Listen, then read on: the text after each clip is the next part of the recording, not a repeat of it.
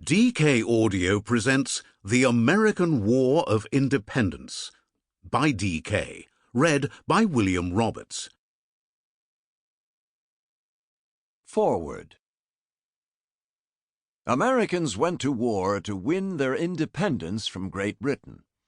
Just weeks after fighting broke out at Lexington and Concord, the Continental Congress appointed George Washington commander-in-chief of an army for the defense of American liberty. Outmatched American troops often retreated, but returned to fight again, frustrating British efforts to crush the rebellion. A stunning American victory at Yorktown finally sapped Britain's will to fight, and in 1783, both parties signed the Treaty of Paris. America had won its independence.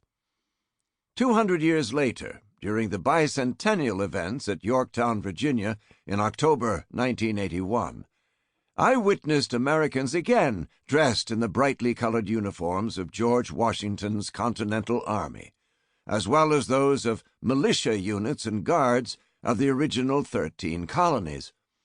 They reenacted the battles that finally won our independence, and spectators were able to experience the sounds, the smells, and the feel of the battle. It took thousands of spectators back in time to give us all a small glimpse into the era when our forefathers fought to secure our freedoms and form a new nation. The objects of history and their stories have fascinated me ever since. That experience led me to ask questions about the material culture of the past, and would lead me to a career at the Museum of American History, where many of those tangible pieces of history have been preserved and exhibited. The gunboat Philadelphia is one of them. Serving in the Battle of Valcour Island, it sank on its maiden voyage, but the battle helped to delay the British advance and allowed the fledgling American army to reinforce itself and come back stronger.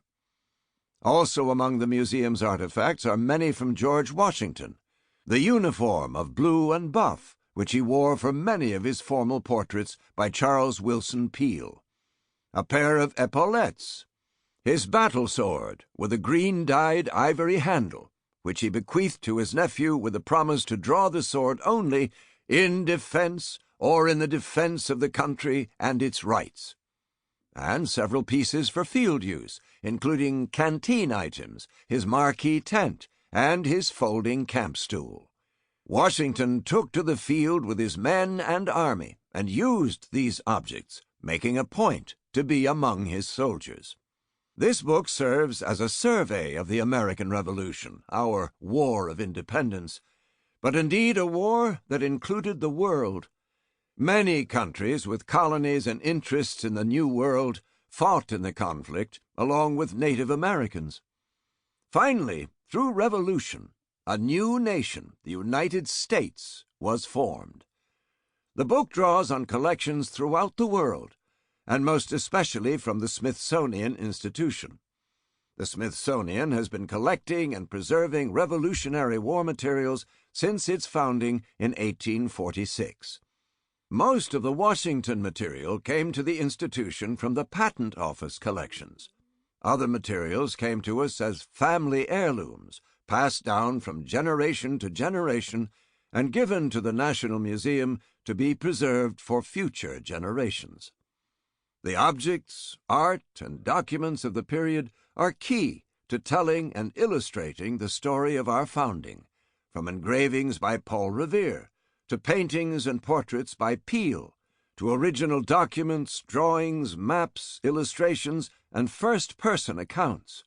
This book offers a virtual tour of this history, with many personal touchstones and glimpses of how those before us forged a new nation and won our independence.